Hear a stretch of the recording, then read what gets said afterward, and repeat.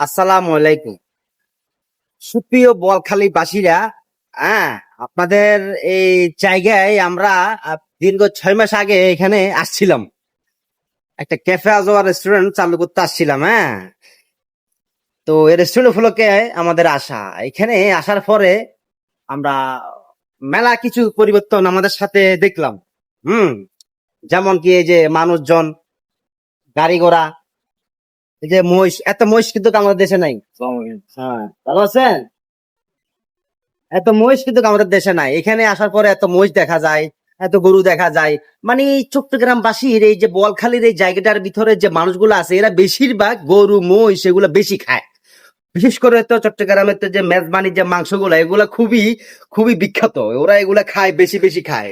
হ্যাঁ, ওরা আবার এই বিয়ে সাথে দেরি দেরি করে করে, আবার এটাও বাস্তব। হ্যাঁ। আচ্ছা, যাই হোক, এখন কথা সেটা না, কথা হচ্ছে এটা। আমরা আসার পরে মেলা কিছু দেখলাম, যেগুলো আমরা আমাদের গ্রাম অঞ্চলের দিকে, শহরের দিকে, টাউন অঞ্চলে এগুলো দেখা যায় না সাধারণত। হ্যাঁ,